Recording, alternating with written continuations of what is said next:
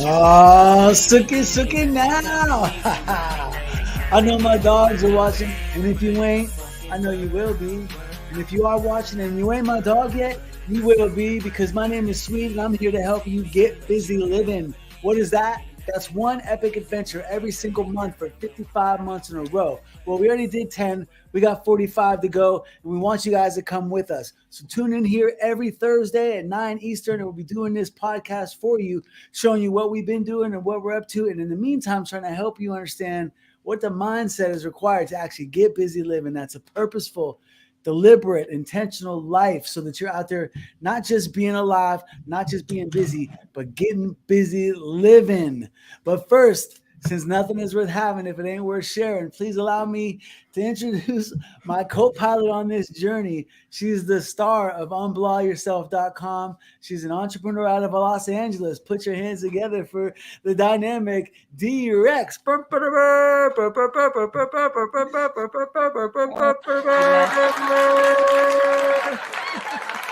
Hello, everybody.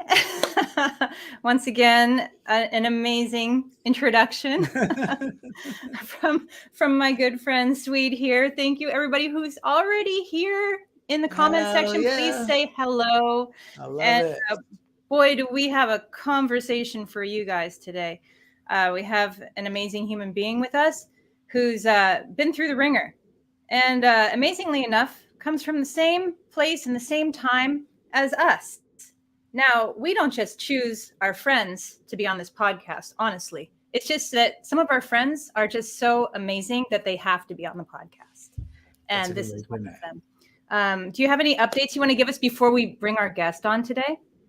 I do have some good news and some bad news. Oh. The good news is I do have some updates. Okay. The bad news is that I had an MRI today, which is also good news, but it set me all the way back. Like, I left early this afternoon and they kept me there like an hour and a half longer than I was supposed to be there. And so I did not get back here. D-Rex, where were you asking me just a few minutes ago? Where are you? Where are you? So I thought maybe I was in the wrong studio or something. I was like, this is unusual. It's 10 minutes to go. I don't see any sign of the host of this podcast. Yeah, so I'm scurrying. So I'm gonna ask that you just go ahead and let's get busy with this. Which, by the way, I think saying she's an amazing human is an understatement. This girl is electricity in living color, and so I think that we say hello, Lori, Carol. Love to see you. What's up, Kim? Hey, let's bring her on and let's just get this party started. That would be a great idea if I had my other contact lens in and I could see anything. But okay, here we go. Yeah, I would like to that when you're up close like that. Yeah, I'm just my face, right? I can't see anything. Well, I would like to introduce our guest as a person who, she is well educated, but she especially has a doctorate in the School of Hard Knocks and Tough Decisions. Amen. And I'm really excited to bring on our friend Erin Staaf. Oh, I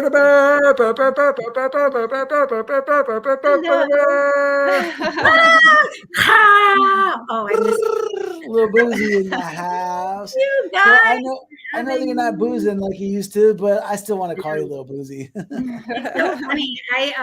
I just walked into I went into somewhere where there was a bunch of people, and somebody said something about nicknames, and I was like, my nickname was Boozy before I even had my first drink. And I was like, I don't know if it might be somebody's fault. I think it was Chris Barucci that called me that first. So yeah, but last name Boozy, I guess it makes sense, right? Yeah, I mean, let me just give everybody some background as to who we all are here together. This is a very strange pairing, okay? We all did go to high school together, but Erin and I know each other from even further back. Our families went to church together when we were very young. And her parents used to give my mom a ride to church because my mom drove only a motor scooter. And sometimes there's bad weather in Erie, Pennsylvania. Go figure. Sometimes. Yeah, I know. And speaking of Erie, Pennsylvania. That cracks me up. I love it. We definitely need to whip that thing out a couple times today. So yeah, let's whip it out on the Get Busy Living podcast, baby. I knew you were going to seize on that one. Okay. But Erin has a very interesting story, as you know, a lot of people that we know do, but hers is just so crazy that I think that there's definitely a book or a movie coming. Let's start just with, you know, when you were young, you had a very solid family unit, youngest of 7. Yeah. And, I was a surprise. Oh, my brother was a surprise. My brother was a surprise, and they planned me. That's my claim to fame. So that's interesting, because we always talk about having a good solid start in life and how that can change things for people, because we didn't feel like we had the most solid start or the best role models. But I feel like you really did. You had really good role models. And a lot of the things that you've been through truly weren't your fault. You've had a lot of things thrown at you. And you can choose to share with us what you want to as we move along. But we knew each other all through those middle school and teenage years, but we didn't actually talk. So this is like the most that we've hung out ever, which I think is really cool. Yeah. I think you were in an English class with me at some point, you know, but it was, you know, it's so strange. It's different. It's kind of cool. So I'm really glad to know you now. I just can't believe everything that's happened in between. So let's just start with, you know, when we were all teenagers. I think there's a lot of similarities between you and Swede, where don't make me big, where you guys were both kind of like hanging out with crowds that partied a little bit more than I hung out with crowds like that. And so you guys kind of ran in more similar circles. Mm-hmm. And I'm not saying that's good or bad. I'm saying I was pretty darn boring in high school. But you guys might have seen each other more. And how that shaped how your lives go from there. What would you say your normal high school weekends were like? Well, you know, what's interesting is that my freshman year, I was, I wanted to hang out with like the older crowd. Like I wanted to be around the older crowd, but I was like, you know, like you said, I grew up going to church. I went to church and whatever. So, but my freshman year, I started hanging out with upperclassmen. It was my sophomore year when I like got my driver's license and maybe got a little sneakier on like, I'm going to this. I'd say I was going to Sarah's house at, you know, DeSanto, Parker. And I'd say I was going to her house and I would like slip out and go somewhere else and, you know, all those things. If I was invited to a so I actually didn't drink or anything until I was like 16, but it was actually leading up to being 16. There was like an episode that happened, and it is, I like to just say it was an incident that happened that some people say trauma. It's been coined that, but it was something that changed me dynamically. And I do want to say that some things happened to me, but I put myself in a lot of situations. I'm sure that maybe some of us can relate. I mean, if my parents had any idea, my first keg party was in a basement with like on 10th and Weschler, you know, and like someone's basement with like a party ball, you know. But whenever I could, I wanted to go to a party. I was there. But then you were a fun person. You were known for being fun. In fact, I believe that I kind of pulled out my yearbook at the last second. And, you know, I didn't get to bookmark it, but you were known as a very fun person. And what I found was a picture of you. Where is it? Oh, over. Yeah. You are in here somewhere dancing with my boyfriend. Is he your boyfriend? Yes. Because he was, yeah.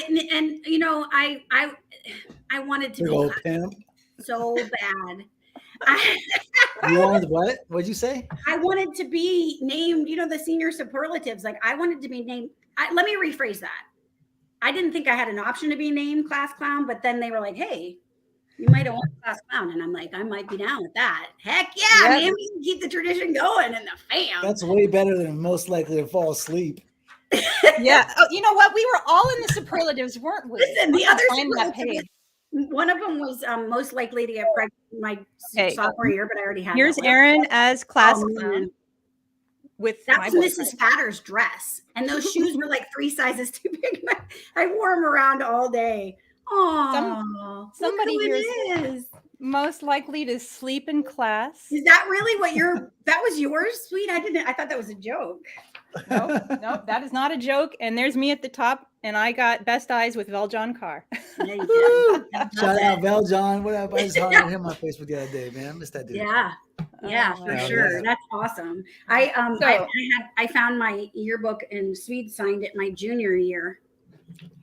And I was like, should I share some or should I not share some? Let's hear it. I will tell you what it's actually kind of long, but the majority of it says it's long. Oh my goodness, I'm so surprised. It's a lot of words. He has words. What?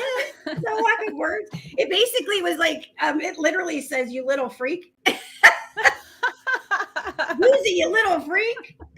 You're probably the only person as crazy as me, but I like you like that. And then it goes on, and it's like next time. Okay, so y'all remember, that leads up to this. I had a baby my junior year.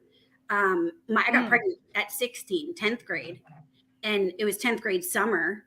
And so by 11th grade, during our junior year of high school, I wasn't partying as much because I was pregnant. I had him in March, and I had to be at home, and I ended up being out of school like multiple months. And Swede's like, if you ever decide I have to put on my glasses. Hold on, I'm over 40. Don't judge. No, we all have that. We all have that. I didn't have what? You just kind of glossed over this fact, but you were pregnant at 16. Yeah. That makes things a little difficult. And Swede wasn't much older when he had Lyric, and that's another thing you guys have in common. You were very young parents, and I think that's something we can expand on later. But go ahead and read what you need to read. Oh no, I just wanted to say it was just awesome that he just kind of was like, this is my favorite line in this whole thing. This is the one this is the line I've remembered for 26 years. Next time, hold on. Next time you decide. Next time you decide to take a 85-year break, let me know. I'm with you. Geez, I don't think I'll be able to hand the workload of having to entertain the entire school. He said, if you take another vacation, let me know. I'm exhausted. So, and that's why he was falling asleep in class. Yeah. I'm like, my senior year, he didn't sign. I'm guessing because he wasn't there much. Right? Yeah, that is true. That is true. I got kicked out of school 3 times my senior year. Kicked out. I had to like literally pretty much like extort Dr. Ponderero to let me back in school. And then he let me back. And then I got into a fight with Matt Britton and got kicked out again. And he's like, this time I'm not letting you back. I'm just going to send a tutor to your house and you can graduate from distance. That's what happened to me my junior year. He's like, everybody wants to fight you, Erin. You're going to go home. I'm going to protect you. I'm not. That is a crazy fact because, okay, first of all, you are known for being the class clown. You're known for being a lot of fun, a funny person. Why did everyone want to fight you? That's an aspect I wasn't aware of. So it most of that didn't really happen until after high school, but I did get in a couple fist fights in high school. And because I have a mouth and I had to prove myself. I think I have like a Napoleon complex. You think? Or maybe maybe a Chihuahua spirit. How tall are you? You're like 5 feet tall, right? I'm 5 foot. Yeah. 5 foot, and I think I'm starting to shrink. Let's make my neck. Oh yeah. Yeah, we are all shrinking. I became that cliche saying that hurt people, but I carried a lot of hurt and teenage angst and all the things. And so when I started drinking, I started getting a chip on my shoulder, I guess is kind of when I had something to prove. And when I drank, I would try to prove it. It's so funny to me because like we were like, yeah, LWS is like Lower West Side. And I see people who are really from like neighborhoods that are like rough now. And I'm like, I thought I had like street cred. And Yeah. I got something to share. So this is a little off topic, but there is a little glimpse in here to give you an idea about why we call it Lil Boozy and not just Boozy.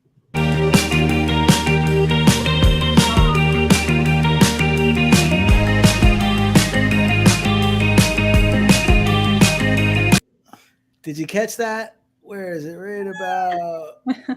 Where are you?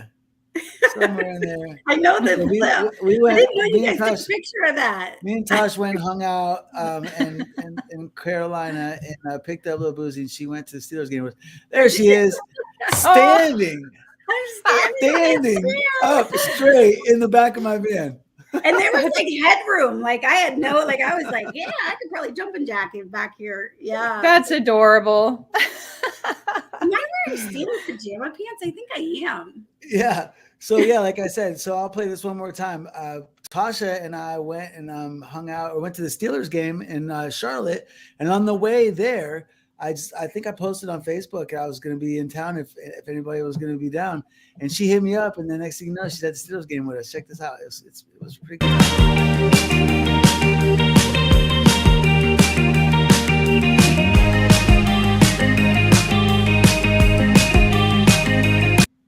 Shout out to Tasha for putting that together for us. But that was dope. Tasha, I love her. And you know what? She's actually here. I want to say hello to some of our friends because Tasha is here. Hell yeah. Of course, Lori's here. Carolina. You want to say hi to all these friends here, Swede? Yeah, Carol. Look at Pete Mitchell. Pete's in the house. What's up, dog? Yeah, Tasha's here. Tasha does make the best travel videos. Yeah, so, it was such a good time. And you know, the thing I think that I you see that, Boozy? Carol Russell said you're such a cutie. Yeah, I love her. She's the best.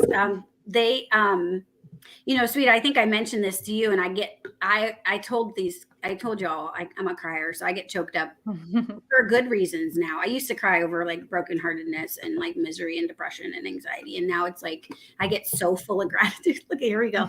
Everybody who knows me is like, surprise, surprise, she's crying again. But like Swede didn't just like pop up on the scene. And I tried to tell him, no, I had a flat tire. Right. So I'm like, I'm going to follow you guys to show you how to get to your hotel or something. I don't even remember. I was going to just meet them and hug them. And she's like, well, I can't do that. I can't do all that. That's way too much. But I can meet you in the morning for coffee if you're going to go early. It's got to be early. And next thing you know, I was like, look, you're coming with us, whether you like it or not. Yeah. And then I had a flat tire, which I think was like higher power was like, I'm about to take it. You're about to chill with your boy. And we needed it. And the part that gets me so, first of all, is that it was years gone by that I didn't get to, Swede and I knew each other because of circles, but we didn't know each other that well. We've always had like love for one another, but like not on like a personal, like now, it's like, it got more personal. It took to a more like intimate friendship. But, sure. And then my son got to get dropped off and go to the game. And that was look at him. That was our first Steelers game together. And so that's like Swede made that happen and Tasha. And it was just good, really good. It was a good experience. So I can't see any of that because I took my glasses. It said she had a flat. Then at the end, we were sitting with tummy aches and with the baby while we ate. LOL, but still had so much fun. Look, she can't read. I have one contact in Swede. I think you're going to have to take over. Did she say with the baby? Yeah. Well, it's not a baby. Tasha, babies have diapers on. Maybe she said it's my baby. Like Lyric's a grown ass woman, and Tasha like, oh, is your baby talking to you? Any younger person's a baby to Tasha. The world's a baby. Okay, so let's get back to the story here because there's so much to get into, and we could talk all night. Actually, I just want to. I'm sorry. I'm going to interject one more time because there's a very special spectator out there that I want to let everybody know that's important that we recognize my man. Okay, you guys, that if you watch the show often, you know about Shafe. You know how he's one of the people that we're purposeful about, and that is on our list. The Help Swede Walk Again organization, which is this podcast is, part of that audience. We are making it a mission of ours to help others the way that you guys help me. Okay. And so this guy right here has been having it rough lately. And his mom sent me a little video that we can play just to try to put some positive vibes out there to say hello to Schaefer for it. Okay.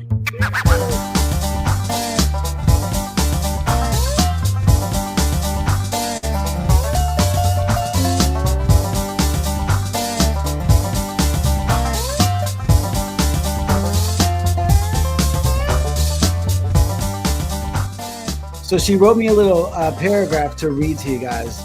Okay. On June 20th, Schaefer was transferred to Children's Hospital of Pittsburgh in an ambulance for his appendix. They did surgery June 20th at 10:30 p.m. Everything was good. It only took 40 minutes.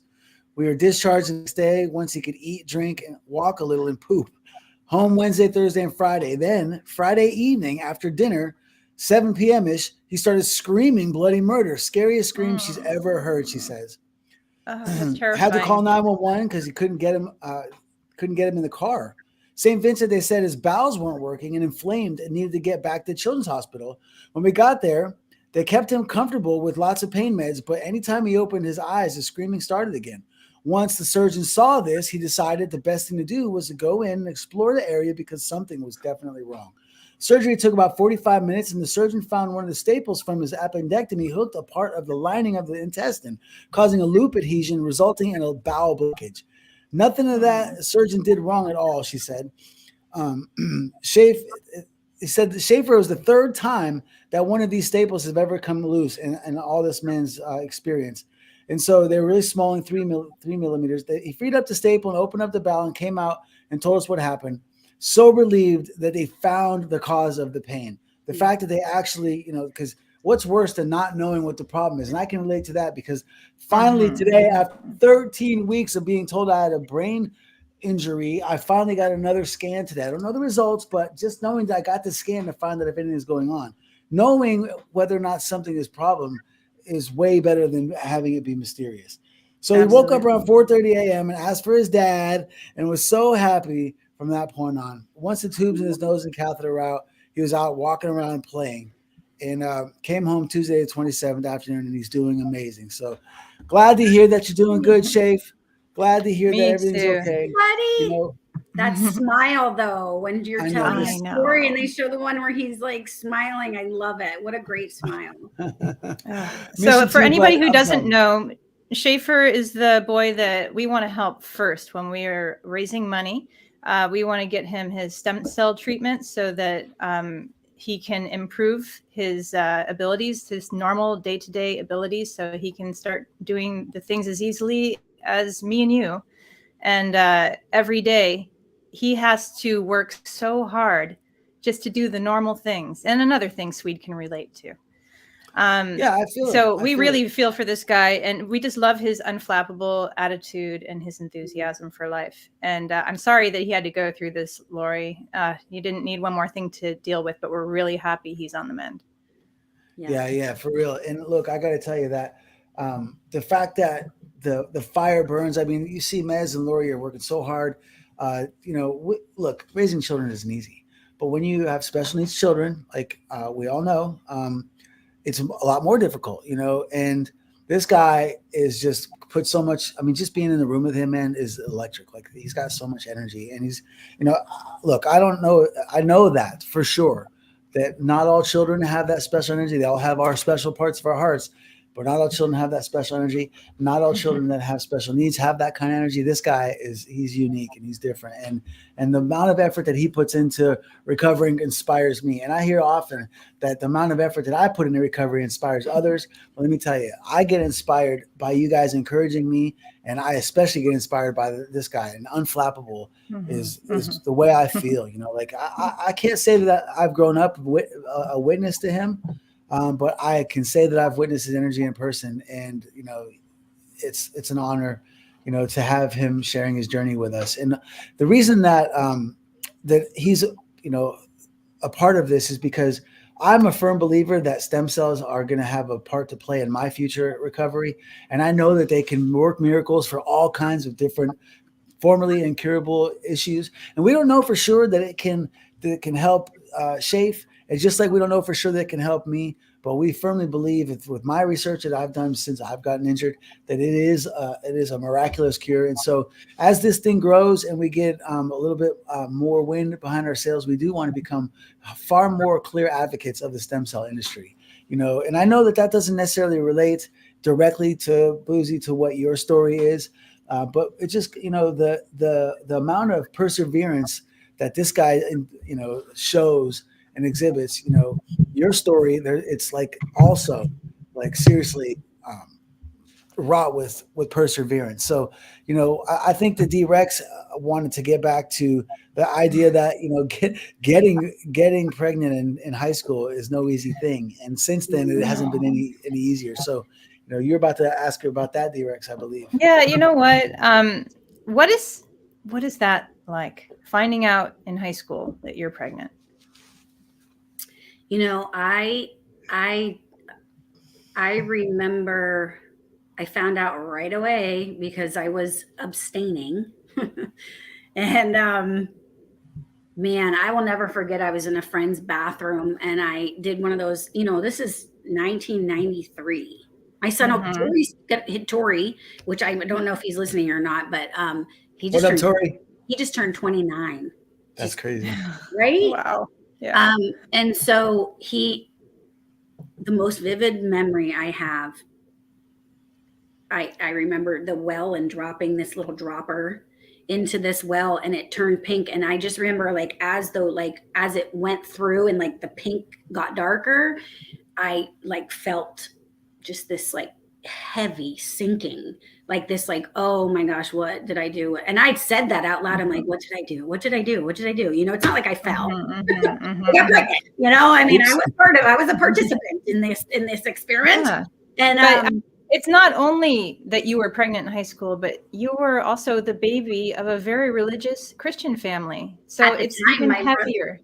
At the time that I got pregnant, my brother was a Christian school principal and the associate pastor at our home church. And so, here I am, for lack of a better terms, I'm like, there goes the boozix. You know what I mean? I knew somebody would mess up, is one of the terms that we heard. And, and the thing is that if I'm honest, I knew I'm kind of a black sheep. I'm still kind of a black sheep in that crew, but I have an awesome family. My family's so amazing. Mm-hmm. But all I could think to myself was what did I do? I remember leaning back and sliding down the bathroom wall and just it just overcame me man, I'm throwing my life away is what I felt like. I was like, I cannot believe this. More than anything, it was this shame that I had. Something that I'm willing to share, and I'll say, was my intentions were to be a virgin until I was married. That was my belief. That's what I wanted to do. I wanted to wait, have one husband, and the thing that I talked about earlier is a completely unrelated. This is 10 months later, a totally unrelated incident. I fully participated in this one. I'm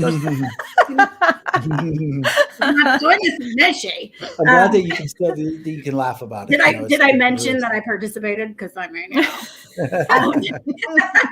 so I was I was devastated. I mean, there's no way around it. And then I had to go tell my family, and my dad, God bless him, I love him, rest his soul. Shout out for my dad's design with the Erie blades over here. But Erie blades. I had to tell him, and then he was like, you're going to tell everybody. So I had to go to each person in my family individually. And then finally my mom was like, that's enough. She's been through enough. She's embarrassed enough, ashamed enough. This is enough. Punishment without the corporal part, but emotional corporal punishment, And so, it was really difficult telling my family that. I was lucky. My sister actually worked for the Erie Women's Care Center, which is for crisis pregnancies. And my parents had an emergency meeting that night. So, so it was interesting. But once I got to the point where, so I was marching for pro-life, marching. And so when I went to the first doctor's appointment, I wore a shirt that had a seal on it that said, "Save the baby humans." This puffy stomach. And he's like, well, my doctor was like, well, at least she has a good attitude, and that wasn't, and this is for me. And I understand there's different people in different circumstances, but that was I was going to give birth. Whether I kept the baby or gave the baby for adoption, I was giving birth. That was like, there's some things that I didn't have a choice in, but I had a choice once I did this. And that's interesting to think about now, like to be faced with that kind of, it would have been convenient and easier, and my life probably would have been easier. However, I have zero regret. Zero. Was it easy raising him? No. But man, he's such a good dude.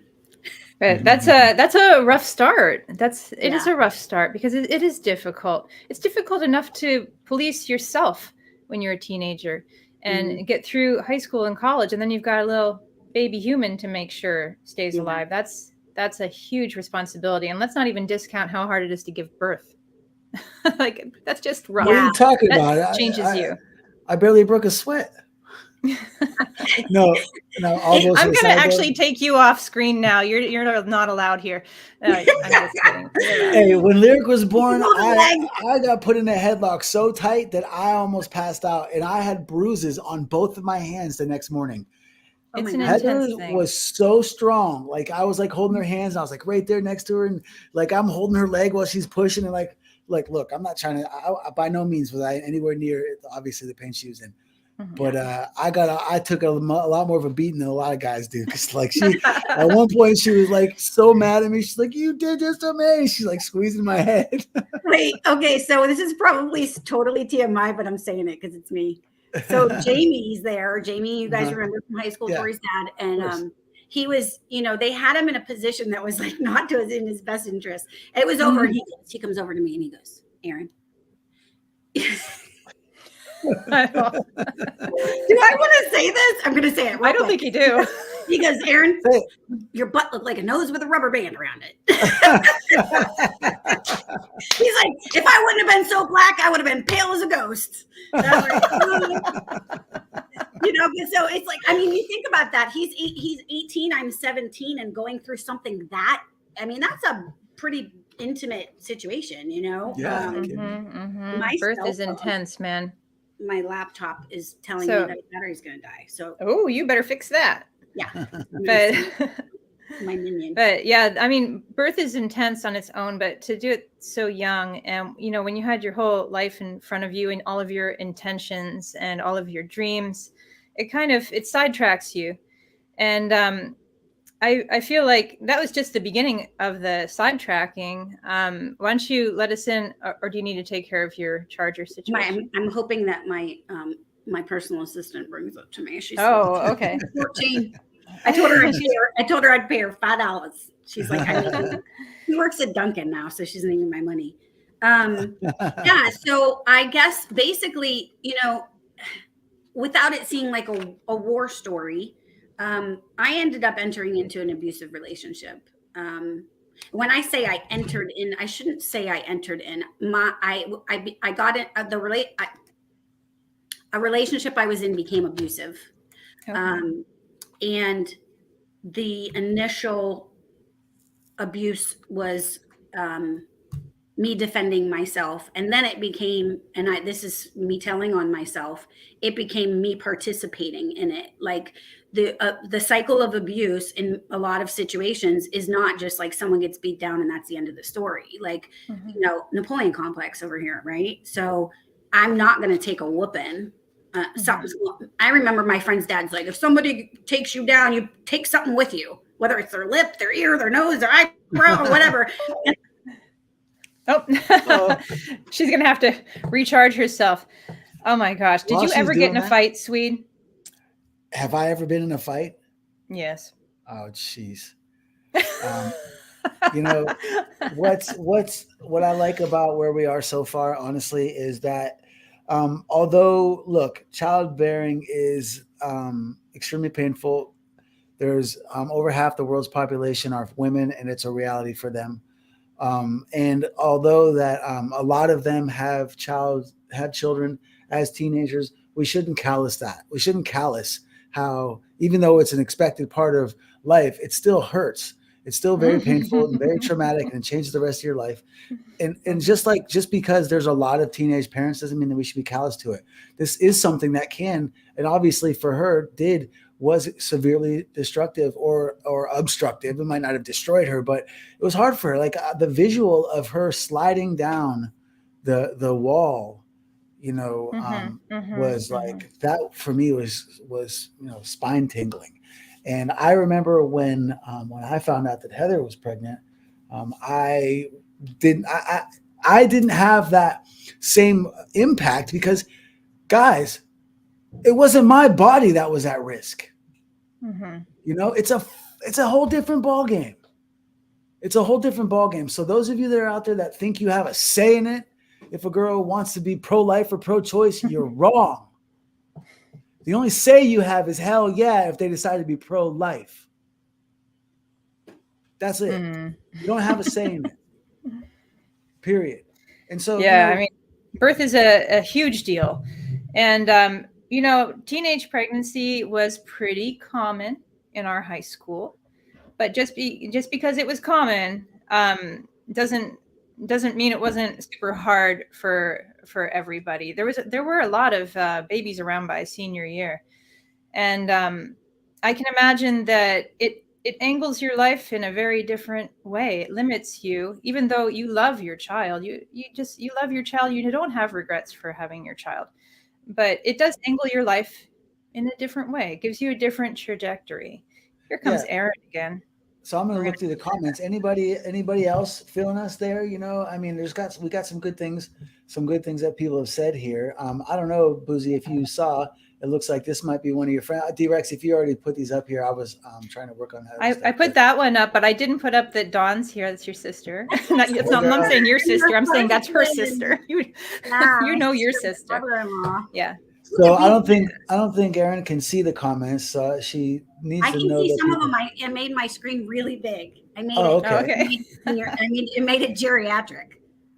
So Bob List is in the house, another Erieite, and then one more thing I wanted to say real quick before we get back into the story is that teenage parenthood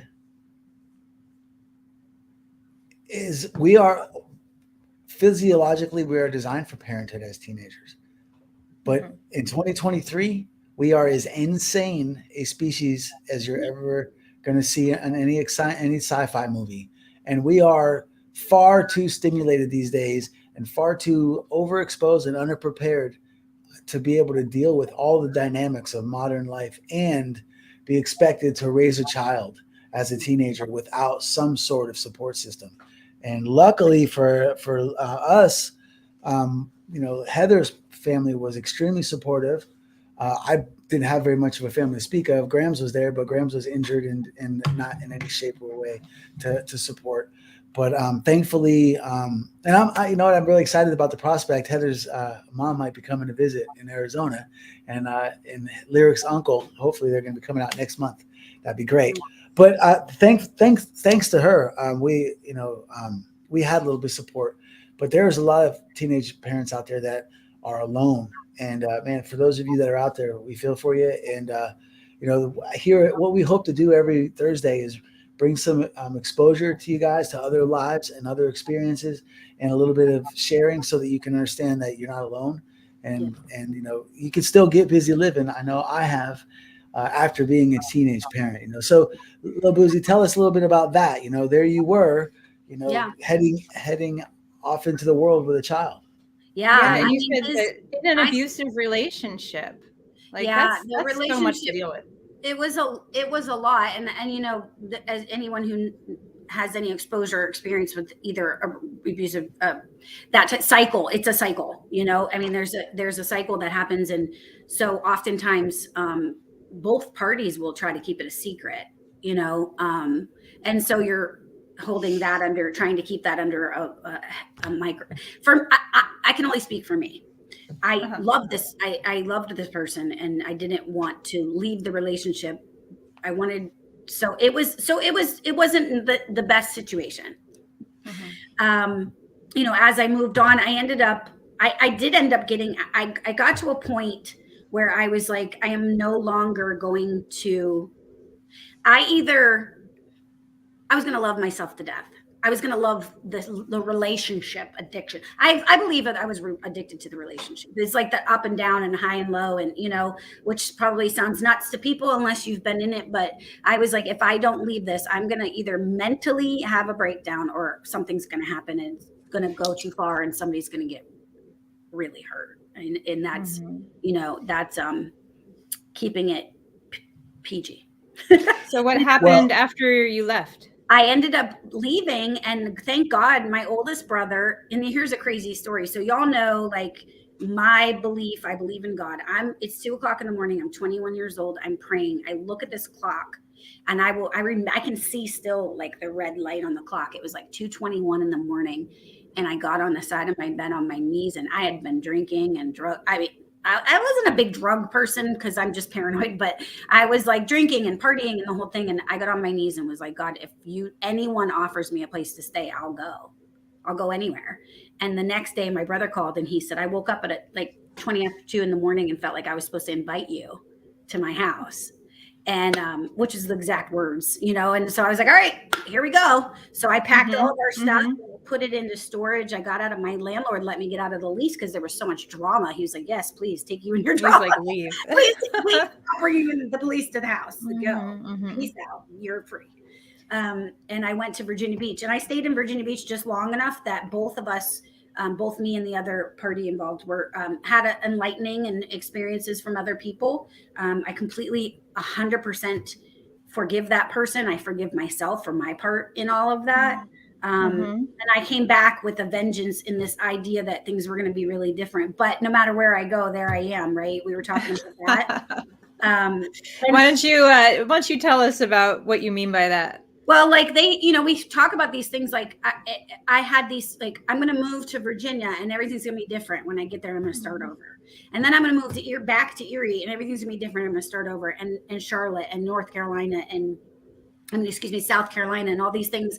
And, there's a coined term called a geographical cure. I'm just going to move somewhere and start over. But no matter where I go, if I'm not working on me, then I'm there causing the same drama that I was in that zip code. You can change your state, but it doesn't do you any good unless you change your state of mind, and that's so true. I changed my states many times, and the problems just go with you.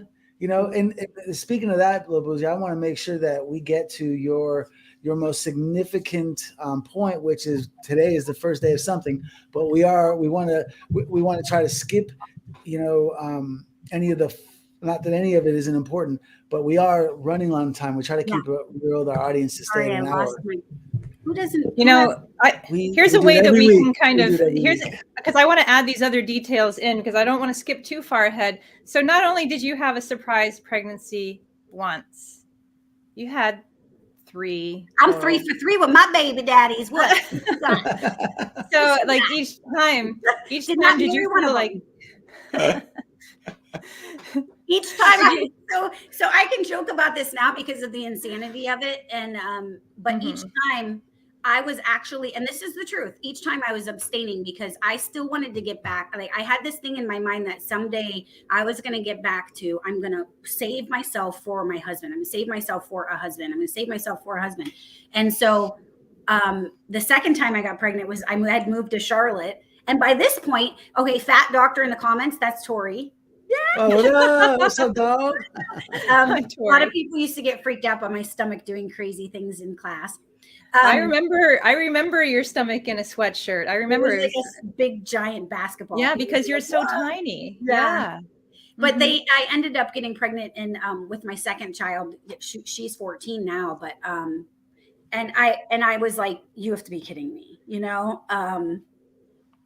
and so I wanted, and this is I have nothing bad to say about these baby daddies. I used to call them by numbers, 1, 2, 3, but like, oh, damn. No, I mean, like just for people who didn't know them. And so, well, sometimes people who did, but I'm a different person now. So I was like, the thing was that I wanted this family. I wanted to get married. And I believe strongly that it didn't happen because these people it just wasn't the right fit for me. But I was trying to get back. I want to wait until I'm married. And then I move So then, and I don't, not to jump ahead, but at the no, we need to jump ahead. Because there are very important things to say here. 6 years later, I moved from Myrtle Beach to Erie, and I'm home for, whatever. I came back because I got into a PhD program at Duquesne, and I ended up staying in Erie. I was only supposed to be there for a semester. I ended up staying a little bit longer, and I got pregnant with a third one. So now I'm 3 for 3, for real. I remember, and I think this is funny. This is not supposed to dog my sister who's on here. Like, this is no diss to her, but she was like, I thought you said you didn't want to be that statistic. I was like, I didn't. You think I plan these things, and I was like, really, again, like that was like one of the first times that I was like questioning God. And that sounds so petty, but I was like, I don't understand how all these people can get away with all this crap, but I didn't want any more kids by then, you guys. I was 38, and Tori was 21, Caden was 6. Like, I was done with the kids, and I had been raising, Swede. I'd been doing this since I was 17, like a teenager. So, the good news is that as time went on, my heart completely changed. I'm completely in love with my youngest, and you're the best statistic around. And that's really sweet. And I was, but I will say that there was some bitterness in there. And D-Rex didn't really fully say it. Like, I full blown drank. Like, I got to the point where my best friend was the bottle I was drinking at home. I was drinking in mornings, on the weekends. I was drinking a lot of alcohol. I mean, I was not consuming alcohol. Alcohol was consuming me and my mindset and my thoughts. And, I've never said that before. That's kind of good. I wonder if I heard that somewhere. Anyway, you gotta use that. Yeah, I might have to. I'm gonna have to write that down.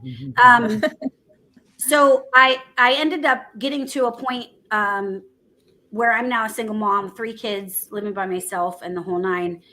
And I was just like drinking to oblivion. And finally, I woke up, and thank my higher power, God. For me, it's God. Like, something in me was like, again, if I'm going to die mentally, spiritually, emotionally, physically, I can't do this anymore. I was like poisoning myself. The biggest thing, though, that got me to the point where I was like, I got to make a change, was this empty feeling of like, I can't do this. I can't live like this. I can be in a room with a bunch of people, and I don't feel like I'm with anyone. I feel like, nothing was fun anymore. It was like a cloud over my head. Depression, obviously alcohol is a depressant, but it was a big giant soul hole because I wasn't dealing with all this stuff that I'm not telling people have happened to me. And there's a zillion reasons. Some of it, I think I just was born to be wild.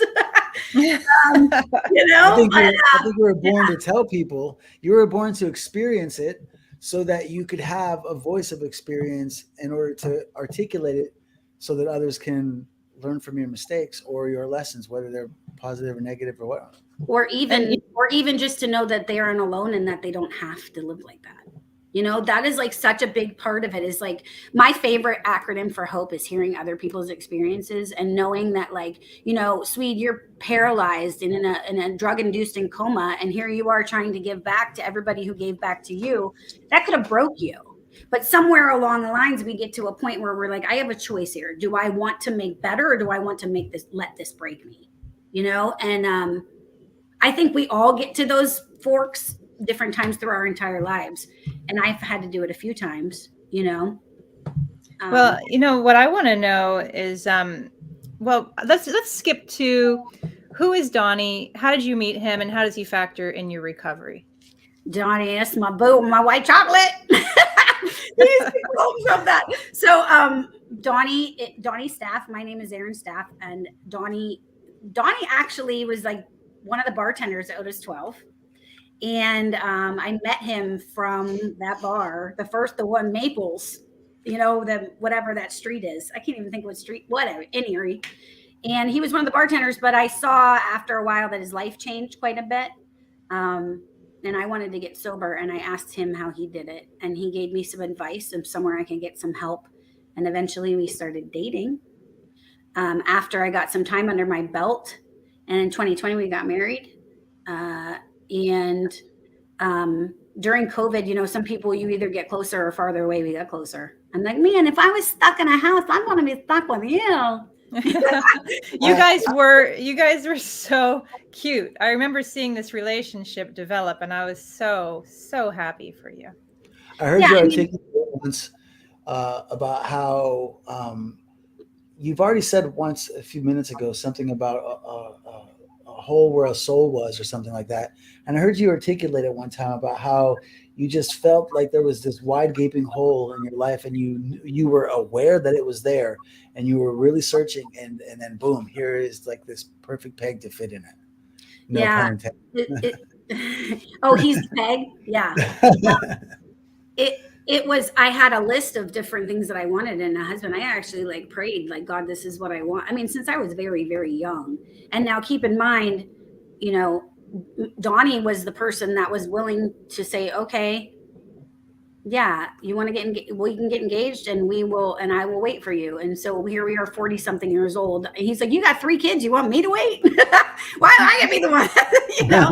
And, but we did, and we didn't move in together until after we were married. And the weekend after we got married during COVID. There was like 37 people there. And I used to say to some people, I'm like, this isn't just the healthiest relationship I've ever had. It's the only healthy relationship I've ever had. 40 something years old. And I truly, he is a gift to me. He was a gift to me, to my family. And those of you who know me know my story. Eventually in November of 2021, he passed away. Unexpectedly. I had seen some behavioral differences, and I knew something was off, but I wasn't sure until after he died. So November 12th, 2021, he left this earth. And because of what I believe, because of my relationship with God and Jesus, I believe I'll see him again. But my daughter found him in the kitchen. And what I know now, and I'm willing to share, at first I didn't want to share any of this because I was like, I wouldn't protect him and his reputation. And people think the word overdose, and they think somebody just like intentionally takes a whole bunch of something or whatever. He had taken something that was laced with fentanyl. And we got back the results from that. And on Christmas Eve, I think, that year, I got it. This probably sounds so morbid to other people, but they gave me his ashes on my birthday, and I'm like, oh, I'd love to, and then I got all weird because I wouldn't make everybody feel uncomfortable. And so I was like, let's dance with the ashes on my birthday, so inappropriate. But is it okay if I put a picture of you guys up on screen? Oh yeah, for sure. Yeah, I love it. Oh, that's a good one. You know where we were? So that is this Erie City Mission New Life program. It's where he graduated, and he bought a table. He donated. It was like a $350 donation. He worked as a union carpenter, and he saved up money and bought a table. And believe it or not, the picture you chose, Dee, is that that tie and shirt was the shirt that he was at the funeral home in. Oh. Yeah, he was, best friend, dude. I think that I had something that people wait their whole entire lives for. I know I did. I would agree. And so after he passed away, I'm like, I got 2 options, and my sister can attest to this. We stood in my bedroom, and I was like, God, show me how to use this to help other people. That's all I want to do. Because if I don't, I'm going to go back to the drinking lifestyle. I'm going to go back to trying to fill the space with people and places and things, and trying to find the answers and pulling out of my, but, and when it's all said and done, I'm always talking about this earlier. Like, I don't think I'm ever going to know all the answers. Like, for all I know, I could die and be like, this is not what I imagined, joke's on you. No, but at the end of the day, I had a choice to make. I was at a fork again. I'm like, do I do something with this or do I don't? And it is, for me, it has been very humbling and I worry what people, and this is just I'm I keep it real. I wonder what people are going to think by me talking about this. I wonder if people think I'm disingenuous. Yeah.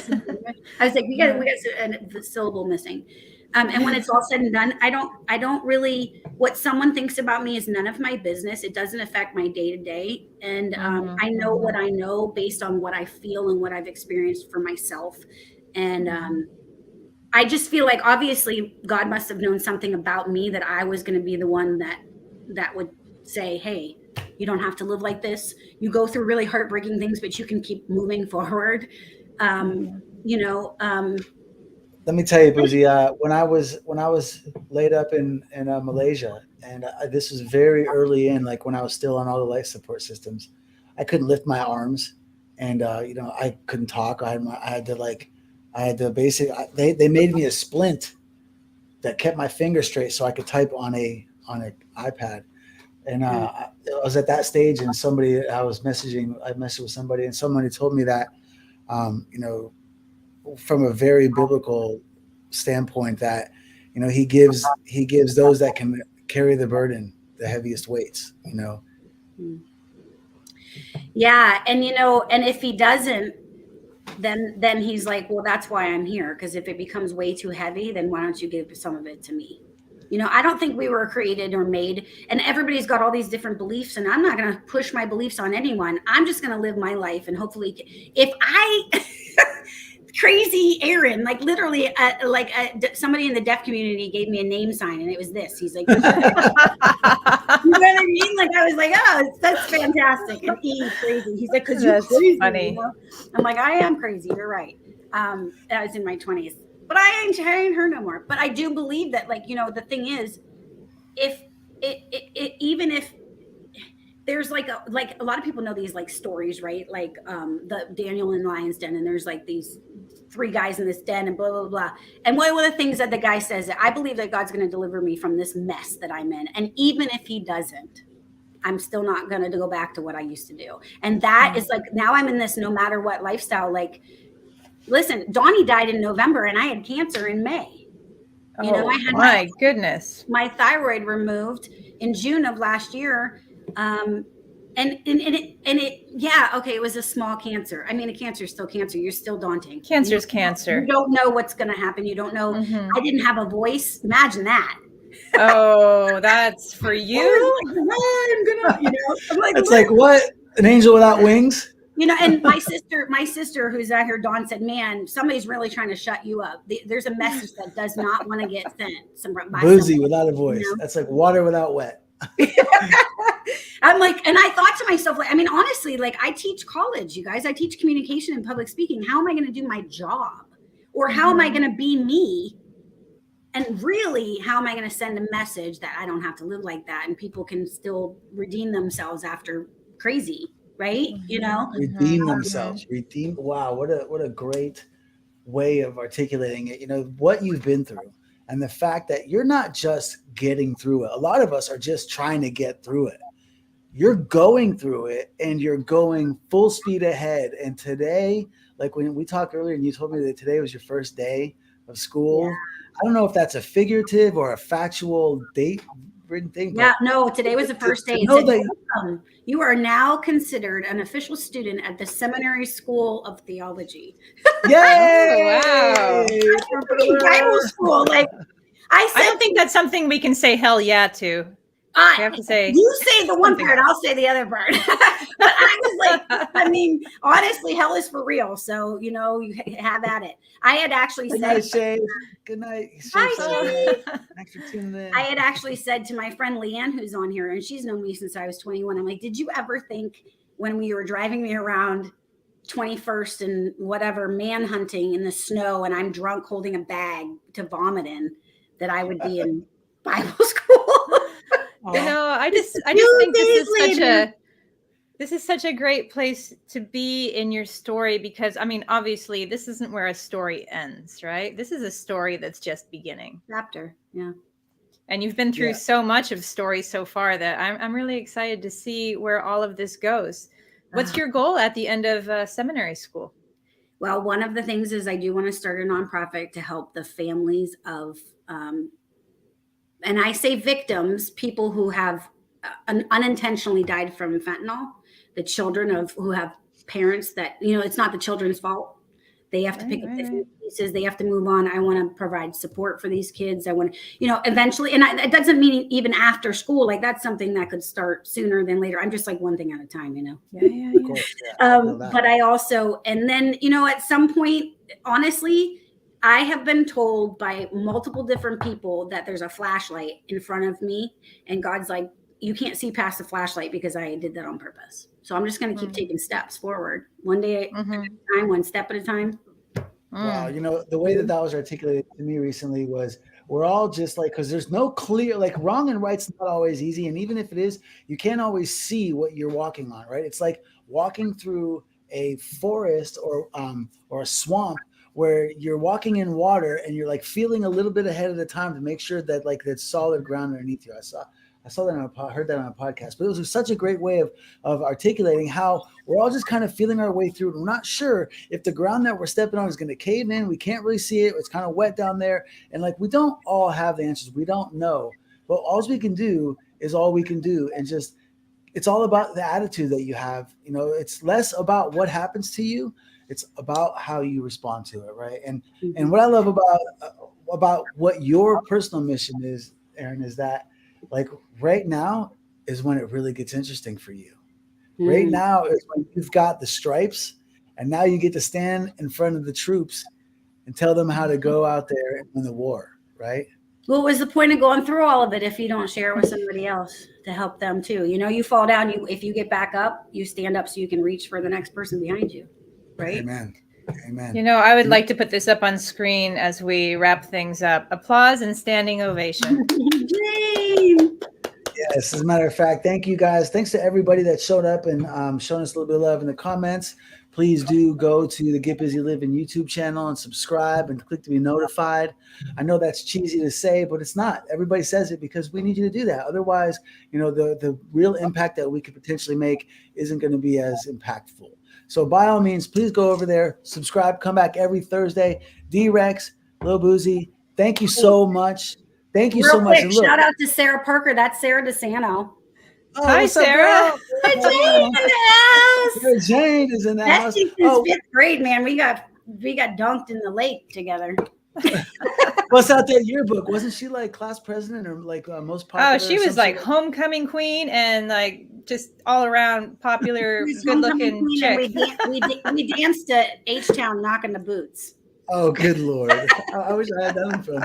All right, did I say that on the podcast? So listen, every Thursday, look, Lil Boozy, this is just the beginning. We're going to have you back and your message is just now, this is just the beginning of you telling your story. And we'd love to have you back so we can help you reach more because, the energy that you've given to everyone since the very beginning, you've infected all of us and we want more. So I love you guys. I really appreciate you having me too. Keep your cloak on. We're going to have you back real soon.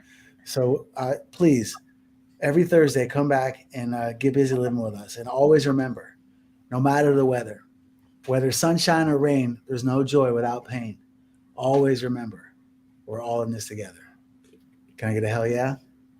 Hell yeah. Yeah. Oh, yeah, I'm doing hell. Yeah. Yeah. Okay.